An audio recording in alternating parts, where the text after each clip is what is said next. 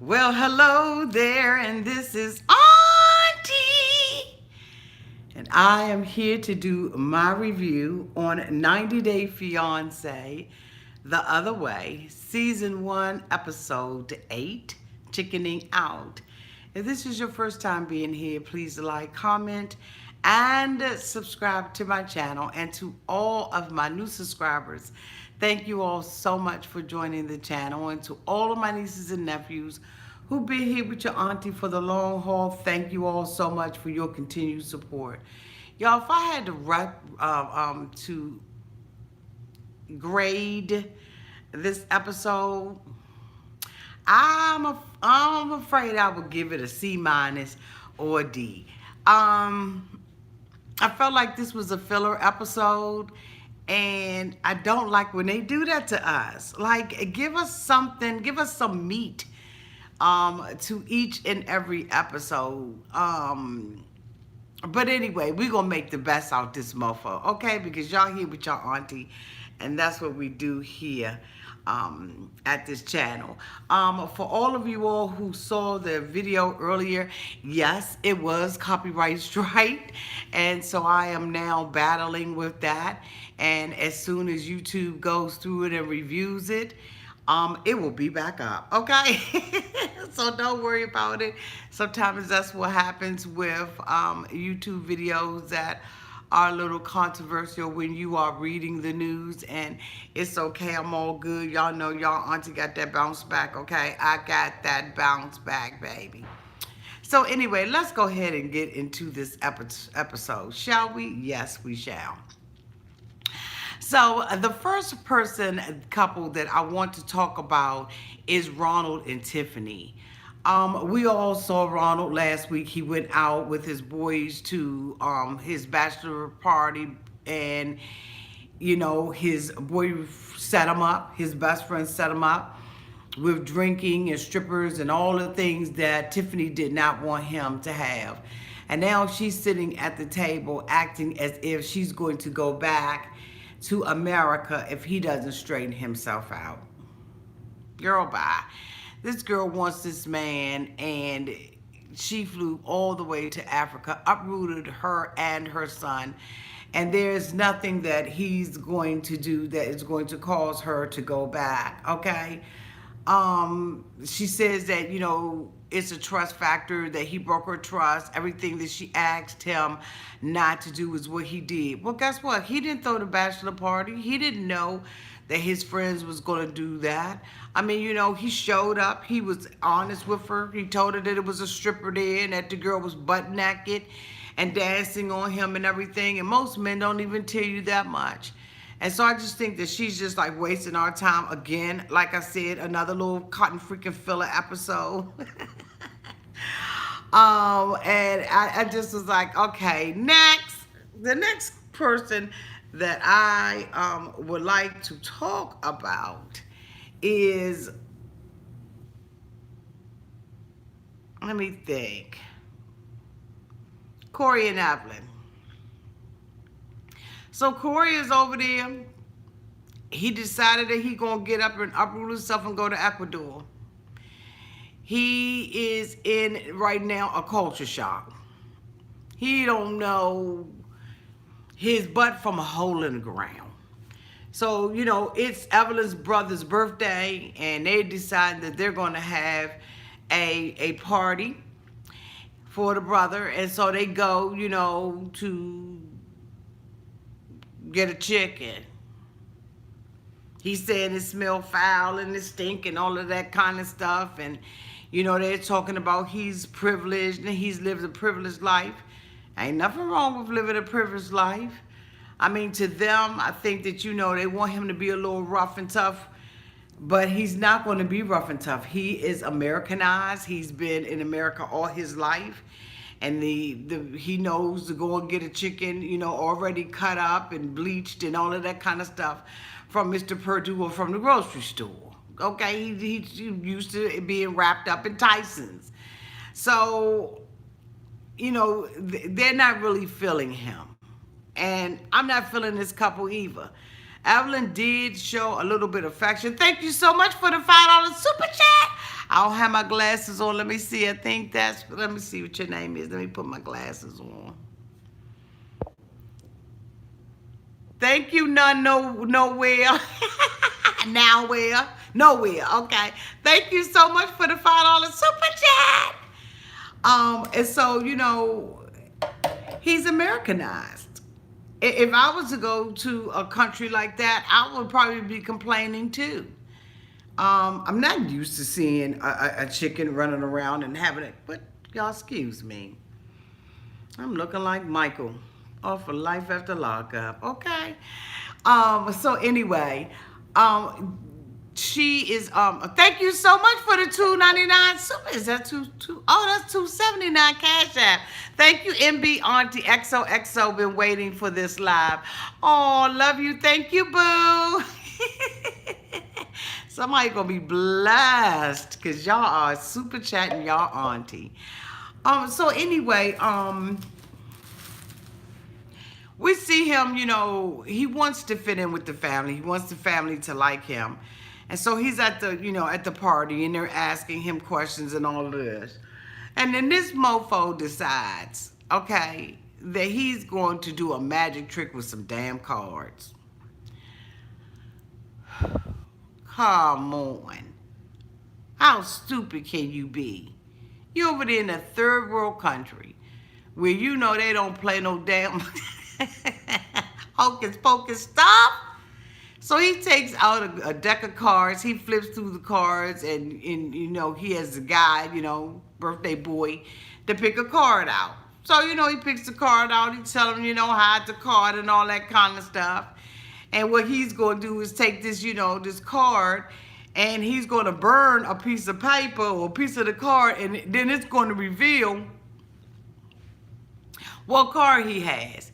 He said he loves, magic tricks and all of that kind of stuff. Mofo, are you crazy? So, he goes down on the floor and everything. He gets to burning the little, piece of paper. And he comes up and says that the ashes on his arms is going to reveal what the card is. Sure enough, this mofo goes down, burns the cotton freaking card. He got sit up on him, and it's the daggone 7 of diamonds. Ain't not a mofo up in there laugh. They didn't giggle. They didn't do anything. They were like, he said, you know what, I tried it, but it didn't turn out right. The little niece was like, man, that's black magic. That is black magic. Grandma was down at the other end of the table. Grandma looked like she had a damn tamarind. She was so freaked out by his cotton freaking magic. Sure, do y'all hear what I'm saying? You can't do that with them. They was like, this mofo is practicing magic. Evelyn at this point doesn't know what to say because she probably watched him, do the stuff when he was here in America, and she won't feeling it really. But she didn't even know how to defend the mofo when he did it. I just was like, that was just the stupidest thing for him to do. Why would he, y'all? Again, a filler. Okay? A filler. The next person that I want to talk about is Laura and Alladin. Alladin. So she's on the plane. She's feeling some kind of way. She's been flying for 2 days to get to the love of her life. Thank you so much for the super chat. Let me put my glasses on. Thank you so much, Lillian Lopez, for the $10 super chat. God bless you, Auntie. Congratulations on your new home. You always make my day. Oh, thank you, Lillian. You all make mine, too. Thank you. So, she's been flying for 2 days to get to the love of her life, but she's feeling some kind of way because of the way that he's been treating her. And so, she's like, if he doesn't show up at the airport, that's going to be his ass. And so, he shows, she gets off and gets her luggage and all of that kind of stuff. And she's walking out, and there he is with a nice bouquet of roses and flowers. And he's excited to see her. And her whole mood switches. She's like, oh my God, these are beautiful flowers. He said, you know what? I'm not supposed to hug her and kiss her in the airport, but I was so excited to see her. I didn't even care if they locked me up. Throw away the key. My boo is here and I'm about to get jiggy with her, okay? So she's excited until she sees his friends. And once she sees his friends, she's got a problem with it. She's like, I wanted to spend time with him, bitching and moaning and complaining about, him, the way he's been treating me. And now they done threw a monkey wrench in my game. And so the friends are happy to see her. They shake her hand and everything. They take pictures. Because Alladin is happy that his wife is there. But of course, like her son said, she's about to sabotage the relationship because instead of her being gracious and seeing her, her husband for the first time in 6 months and getting ready to get jiggy with all of her little toys and her coochie juice, she wants to, be worried about little petty stuff that happened in the past. Girl, get over it. It's all right. It's all done. It's all good. So the next thing, we see her in the car with him and she's riding back and they're talking about, the jiggy. And she gets to the apartment and she's like, before she goes in there, she's concerned that, it has roaches. She said the last apartment he was in had roaches. And so she's like, I'm feeling some kind of way. So we see her get up out the car and girl, them feet is busted. She was walking up that joint like a penguin. Like she could barely lift her cotton freaking feet to get up in there, okay? And so she goes into, the apartment and everything. And the apartment is, it's small. And she's like, okay, show me where the bathroom is. He shows her where the bathroom is. She's like, oh, okay. Where's the kitchen? So he shows her the kitchen. She got a little, 2 little burner on it. Thank you so much for the $2 super chat. Who was that? Thank you, KK. Uh-oh, she deleted it. It's okay, boo. It's okay. You said I got to try it at least. All right. Thank you anyway, boo. So she basically, she doesn't like it. She's got a 2 burner. She said, where's the oven? And he had this little oven I've never seen before in my life. I don't know what it was. But she has to get adjusted to living in this home, okay? And he said she needs to get adjusted as well. But at this point, he's ready for the jiggy. And so she said, you know what? I'm ready for the jiggy too. The last time I was with him and we did the jiggy. It was a jaggy. It didn't really, it wasn't satisfactory. But I got some stuff up my old sleeve. She said that's the advantage of being with an old woman, that we got some stuff up our sleeve. Okay. And she got stuff up her sleeve and stuff, kind of juices and, little creams and books and stuff like that. But anyway, so he lays across the bed because he's ready to see it too. Oh, thank you so much for the super chat. Let me see what it is. Thank you. Oh, KK, thank you. Whoops. Old lady trying to figure this thing out, honey. You awesome. Thank you, KK, for the $20 super chat. You said, no, honey, $2 is not enough for my auntie. I'm giving her 20. Well, you better go hit on Miss KK, okay? Thank you.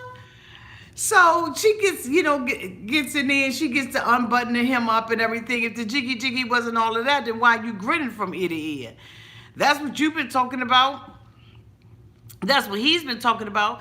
But, she, kind of knocking him down. And at the same time, he kind of knocked her down, too, because he said she look a little different. She a little thick up in the waist and up around the neck and everything. She a little fat. And it was so funny because that's the same thing that Azan said about Nicole.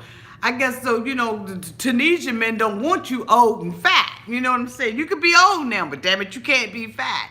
And so, I like her like 55% at this point. He said she done got to gain a little bit of weight, but it's okay. He gonna have her in the nearest gym. You understand what I'm saying? Before we even know it, he gonna be working her out or complaining about her weight. But anyway, they getting ready to get the jiggy going. I guess she don't care anything about the things that were going on, with Facebook and her being blocked and all of that. And, so let's just wait and see what happens. The next couple I want to talk about is Deanna. Deanna does not have her baby with her. Thank you, God. She said that the baby was sick, and if the baby wasn't sick and she was with them, she would have enjoyed this. I'm thinking to myself, she probably would have flipped off that bus. They were on a double-decker bus. She had taken the parents out, on a double-decker bus, tourist bus, so that they can go around, Vegas and see America, the finest city in America. I don't know about all of that, but okay.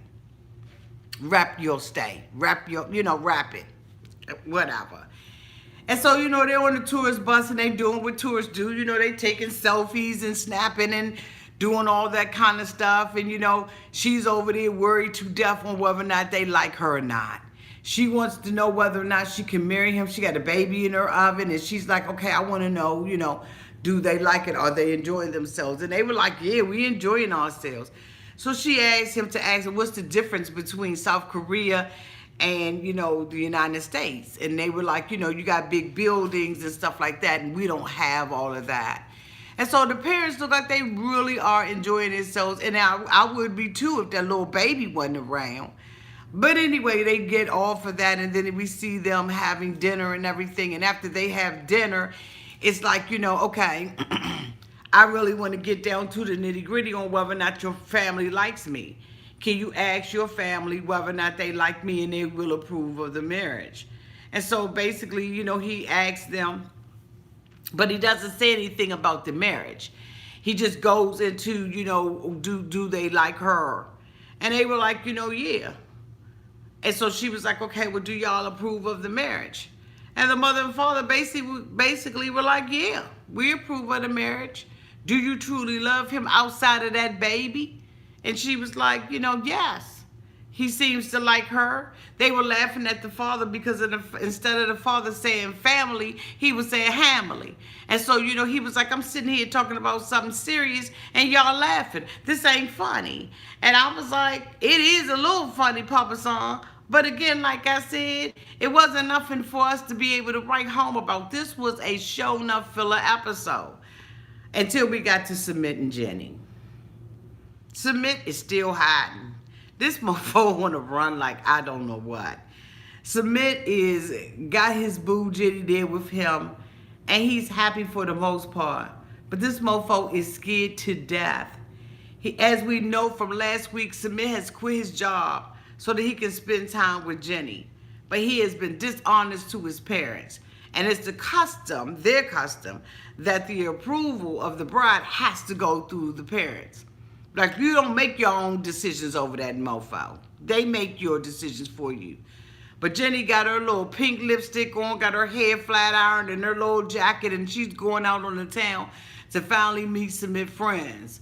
And so, Submit was like, she was like, can we trust him? He was like, I can trust him. They've been knowing me since 2009. Let's go ahead on and do the damn thing. So Submit and Jenny go into the restaurant and, they meet the little friends and everything. And Jenny is ecstatic about it. And she's just like, hey, how y'all doing? Good to see y'all, whatever. And I must say, y'all, I must say that it did look odd at the table with Jenny sitting there that way. So Submit, is talking to his friends and they're sharing with her about their culture. And she's saying, do you all do everything your family say? And they like, yeah.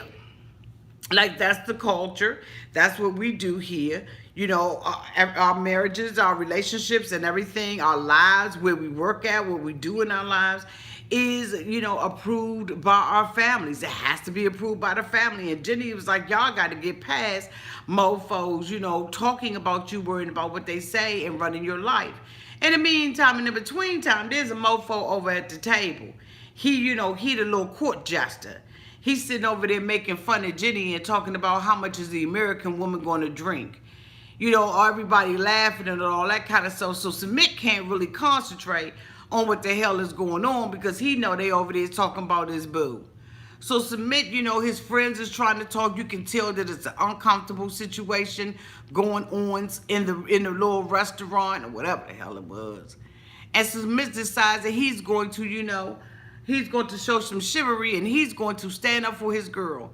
So he tells homeboy, he yells across the room, it was like, look, homeboy, Now I know you've been making everybody laugh and you think everything funny, but it ain't funny for real, for real. She's here and we trying to represent India. She's coming over here to live in India for, to live in India, and you making India look bad, and we trying to make India look good. I said, bitch, she's not no tourist. She your whole girlfriend. Like, you got a whole apartment. You done left your whole family for this woman. So stop sitting up there acting like you somebody's damn tour guide. Go ahead on and keep it funky and say, this my woman.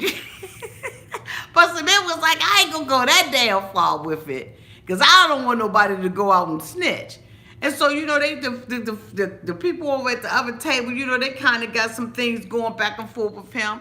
And he's saying, no, I don't appreciate you all laughing at her. It's distraction. It's a distraction. It's not funny, and it's just disrespectful to this American woman who's sitting over here at the table, who happens to be my girlfriend. Samantha said, you know what? I'll go to bat for her. I'm ride or die with Jenny. And we may look odd together. She may be American and she may be old as dog dirt. But what you not going to do is sit up there and talk about her and make fun. So the girl at the table was like, all right, we got you. We're going to pipe down. We still going to talk about her, but we're not going to do it as openly as we have been. So Submit won the little battle, but he didn't really win a war. Because the next thing you know, Jenny and Submit, late at night, I don't even know who's open that late at night. They go and see an attorney because they want to get married. And so Jenny's like, you know what, Submit is showing me that he really loved me. My boo done got me an apartment. It ain't got no hot water in it, but my boo got me an apartment, and we're going to go over here and find out if we can get married. She was like, he really loved me. He liked that with me. And so, they go into the attorney's office and they ask, what's the procedure for them getting married? He begins to tell them that the procedures for getting married is that they first of all have to file the paperwork.